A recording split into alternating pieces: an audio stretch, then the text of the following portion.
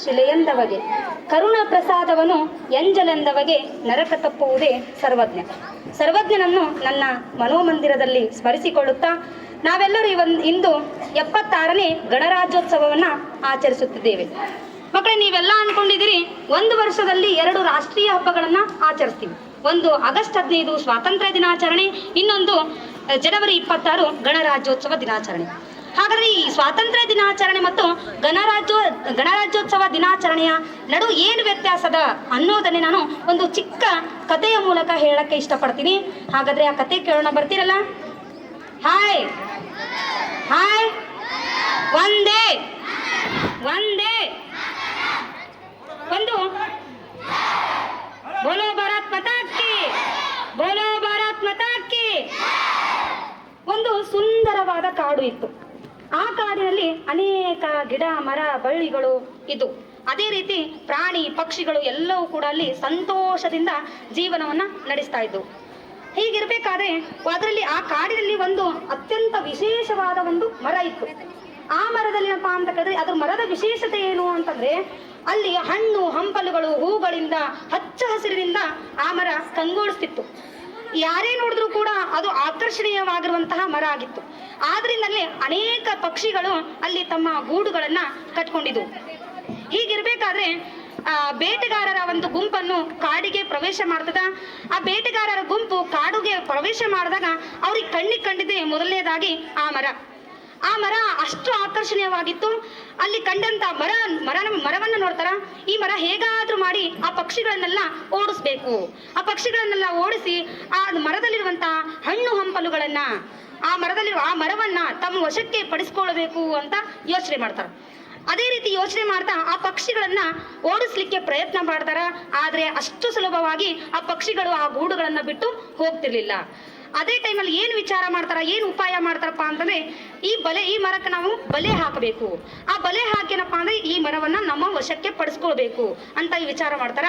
ಆ ರೀತಿನಪ್ಪ ಅಂತಂದ್ರೆ ಬಲೆ ಕೂಡ ಹಾಕ್ತಾರ. ಬಲೆ ಹಾಕಿ ಆ ಪಕ್ಷಿಗಳ ಗೂಡುಗಳನ್ನ ಅಲುಗಾಡಿಸ್ಲಿಕ್ಕೆ ಪ್ರಾರಂಭ ಮಾಡ್ತಾರ. ಹಾಗಾಗಿ ಅವು ಬಹಳಷ್ಟು ಹಿಂಸೆಗಳನ್ನ ಮಾಡ್ತಾರ. ಆ ಹಿಂಸೆ ಎಲ್ಲ ತಡ್ಕೊಂಡ್ರೂ ಕೂಡ ಅವು ಪಕ್ಷಿಗಳೆಲ್ಲ ಚರ್ಚೆ ಮಾಡಿ ಒಂದು ಉಪಾಯ ಮಾಡ್ತಾವ. ಆ ಉಪಾಯ ಏನಪ್ಪಾ ಅಂತಾರೆ, ಎಲ್ಲರೂ ಸೇರಿ ನಾವು ಒಟ್ಟಾಗಿ ಹಾರೋಣ. ಆ ರೀತಿ ಉಪಾಯ ಮಾಡಿದಂತೆ ಎಲ್ಲಾ ಪಕ್ಷಿಗಳು ಒಟ್ಟಿಗೆ ಹಾರಿಬಿಡ್ತಾವ. ಒಟ್ಟಿಗೆ ಹಾರಿದ ರಭಸಕ್ಕೆ ಆ ಬಲೆ ಏನಪ್ಪಾ ಅಂದ್ರೆ ಕಿತ್ಕೊಂಡು ಹೋಗ್ಬಿಡ್ತದ, ಹರ್ಕೊಂಡ್ ಬಂದ್ಬಿಡ್ತದ. ಹಾಗಾಗಿ ಆ ಬಲೆಯಿಂದ ಹೊರಗೆ ಬಂದಿರುವಂತಹ ಪಕ್ಷಿಗಳು ಆ ಬೇಟೆಗಾರರನ್ನ ದಾಳಿ ಮಾಡ್ಲಿಕ್ಕೆ ಪ್ರಾರಂಭ ಮಾಡ್ತವ. ದಾಳಿ ಮಾಡಿ ಅಲ್ಲಿಂದ ಓಡಿಸ್ತವ. ಆ ಬೇಟೆಗಾರರು ಆ ಪಕ್ಷಿಗಳ ದಾಳಿಗಳಿಂದ ತಪ್ಪಿಸ್ಕೊಳ್ಳಿಕ್ಕೆ ಓಡ್ಲಿಕ್ಕೆ ಸ್ಟಾರ್ಟ್ ಮಾಡ್ತಾರ. ಇಷ್ಟಿಗೆ ಕತೆ ಮುಗಿಲಿಲ್ಲ. ಅನಂತರ ಮರಳಿ ಬೇಟೆಗಾರರು ಏನಪ್ಪಾ ಅಂದ್ರೆ ಹೋದ ತಕ್ಷಣ ಮರಳಿ ಬರ್ತಾರ. ಮರಳಿ ಪಕ್ಷಿಗಳೆಲ್ಲ ಬರ್ತಾವ. ಬಂದಿನಪ್ಪಾ ಅಂದ್ರೆ ಗಿಡವನ್ನ ನೋಡ್ತಾವ. ಅವು ತಮ್ಮ ಗೂಡುಗಳೆಲ್ಲ ನಾಶವಾಗಿ ಹೋಗ್ಬಿಡ್ತಾವ. ಹಾಗಾದ್ರೆ ಏನ್ ಮಾಡ್ಬೇಕು, ನಾವು ಮತ್ತೆ ಹೊಸ ಗೂಡುಗಳನ್ನ ಕಟ್ಕೋಬೇಕು.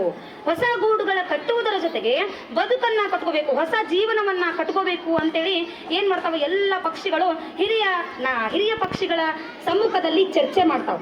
ಚರ್ಚೆ ಮಾಡಿದ ನಂತರ ಏನಪ್ಪಾ ಅಂದ್ರೆ ನಾವು ಯಾವ ರೀತಿ ಜೀವನ ನಡೆಸಬೇಕು, ಈ ಮರವನ್ನ ನಾವು ಯಾವ ರೀತಿ ಕಾಪಾಡಿಕೊಳ್ಬೇಕು ಅಂತ ಎಲ್ಲವೂ ಕೂಡ ಚರ್ಚೆ ಮಾಡಿ ಒಂದೊಂದು ನಿಯಮಗಳನ್ನ ಹಾಕೊಂಡು ನಿಯಮಗಳು ಬರ್ಕೋಂತ ಹೋಗ್ತಾವ.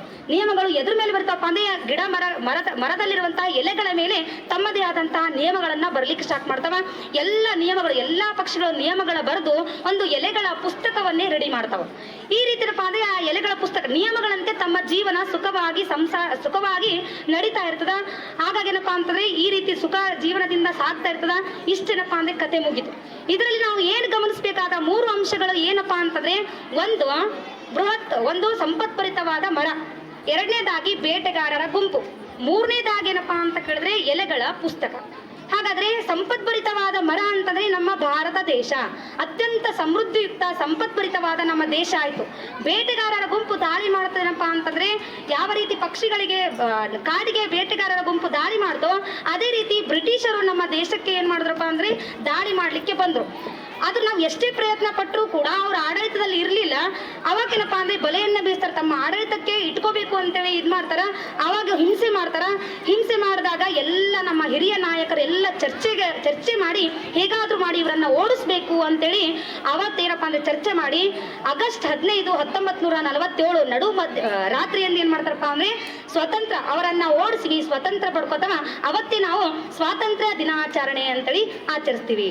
ಅನಂತರ ಸ್ವತಂತ್ರ ಆದ್ರ ಪಕ್ಷಿಗಳು ಯಾವ ರೀತಿ ಖುಷಿಯಿಂದ ತಮ್ಮ ಹೊಸ ಗೂಡುಗಳನ್ನ ಕಟ್ಕೊಂಡು ಹೊಸ ಜೀವನವನ್ನ ಕಟ್ಕೊಳ್ಳಿಕ್ಕೆ ಸ್ಟಾರ್ಟ್ ಮಾಡಿದ್ರು, ಅದೇ ರೀತಿ ನಮ್ಮ ದೇಶದ ಜನತೆ ನಾವು ಕೂಡ ಹೊಸ ಜೀವನವನ್ನ ಹೊಸ ಬದುಕನ್ನ ಕಟ್ಕೋಬೇಕು ಅಂತ ಹೀಗೆ ಇದ್ರೆ ಮತ್ತೊಬ್ರು ನಮ್ಮ ದೇಶದ ಮೇಲೆ ದಾಳಿ ಮಾಡ್ತಾ ಹೋಗ್ತಾರ ಅಂತೇಳಿ ಎಲ್ಲರೂ ಏನಪ್ಪಾ ಅಂತ ಕೇಳಿದ್ರೆ ಸೇರಿ ಆ ಪಕ್ಷಿಗಳು ಯಾವ ರೀತಿ ನಿಯಮಗಳನ್ನ ಬರಿತಾ ಹೋದ್ರು ಅದೇ ರೀತಿ ನಿಯಮಗಳನ್ನ ಇವರು ಒಂದೊಂದಾಗಿ ತಮ್ಮದೇ ಆದ ನಿಯಮಗಳನ್ನ ಬರೆದು ಅದೇನಪ್ಪಾ ಅಂತಂದ್ರೆ ಒಂದು ಬೃಹತ್ ಸಂವಿಧಾನ ರೆಡಿ ಮಾಡ್ತಾರೆ. ಅದಕ್ಕೆ ನಾವೇನಂತ ಕರಿತೀವಪ್ಪ ಅಂದ್ರೆ ಸಂವಿಧಾನ. ಈ ಸಂವಿಧಾನಪ್ಪ ಅಂದ್ರೆ ಡಾಕ್ಟರ್ BR ಅಂಬೇಡ್ಕರ್ ಅವರ ನೇತೃತ್ವದಲ್ಲಿ 1950 ಜನವರಿ 26ರಂದು ಜಾರಿಗೆ ಬರ್ತದೆ. ಆ ಸಂವಿಧಾನದ ಜಾರಿಗೆ ಬಂದ ದಿನವನ್ನೇ ನಾವು ಗಣರಾಜ್ಯೋತ್ಸವ ದಿನಾಚರಣೆ ಅಂತೇಳಿ ಆಚರಣೆ ಮಾಡ್ತೀವಿ. ಇಷ್ಟೇನಪ್ಪಾ ಅಂತಂದ್ರೆ ಸ್ವಾತಂತ್ರ್ಯ ದಿನಾಚರಣೆ ಮತ್ತು ಗಣರಾಜ್ಯೋತ್ಸವ ದಿನಾಚರಣೆಯ ಎರಡು ವ್ಯತ್ಯಾಸ ಹೇಳಲಿಕ್ಕೆ ನನಗೆ ಅನುಕೂಲ ಮಾಡಿಕೊಟ್ಟಿರುವಂತಹ ಎಲ್ಲರಿಗೂ ಧನ್ಯವಾದಗಳು. ಜೈ ಹಿಂದ್, ಜೈ ಭಾರತ್.